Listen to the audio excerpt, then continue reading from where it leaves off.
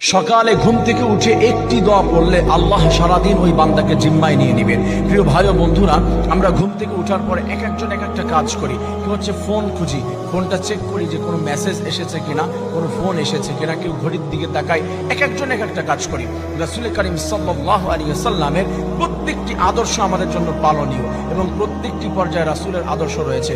রাসূল করিম সাল্লাল্লাহু আলাইহি ওয়াসাল্লামকে আল্লাহ তাআলা শিক্ষা দিয়েছে, রাসূল শিখিয়ে দিয়েছেন, কোন উম্মত যদি ঘুম থেকে ওঠার পরে আল্লাহ তাআলাকে খুশি করার জন্য এই দোয়াটি পড়তে পারে, আল্লাহ তাআলা জানিয়ে দিয়েছেন সারা জীবন যত প্রকারের যত বিপদ আপদ যা কিছু রয়েছে রব্বুল আলামিন ওই বান্দাকে আল্লাহ তাআলার জিম্মায় নিয়ে নেয় এবং রব্বুল আলামিন সব বিপদ থেকে হেফাজত করে নেয়। সুবহানাল্লাহ। সেই দোয়াটি হলো আলহামদুলিল্লাহিল্লাযী আহইয়ানা বা'দানা আমাতানা ওয়া ইলাইহিন নুশুর। আল্লাহ, আপনি আমাকে মৃত্যু দিয়েছিলেন, তার মানে ঘুম তো হচ্ছে একটা মৃত্যু। আল্লাহ তাআলা কোরআনের মধ্যেই জানিয়ে দিয়েছেন ঘুম হলো মানুষের মৃত্যু। এই মৃত্যু দেখে অনেকে জাগ্রত হয়, আবার অনেকে জাগ্রত হয় না।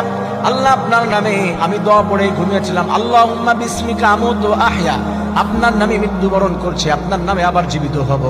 যখন আল্লাহর নামে জীবিত হয়ে গেলাম, তার শুকরিয়া আদায় যখন করলাম যে আল্লাহ, আপনার নামে আমি জীবিত হয়েছি, আপনি আমাকে জীবিত করেছেন, আপনি যদি জীবিত না করতেন পৃথিবীর কেউ আমাকে বাঁচাতে পারতো না। আল্লাহ তাআলা বলে, বান্দা, দিনের শুরুটা ঘুম থেকে ওঠার পরে যখন আমার নাম নিয়ে শুরু করেছো, আমি রব্বুল আলামিন জানিয়ে দিলাম এই দিনের ভিতরে যা কিছু হবে আমি আল্লাহ সব বিপদ থেকে তোমাকে হেফাজত করে নেব। সুবহান।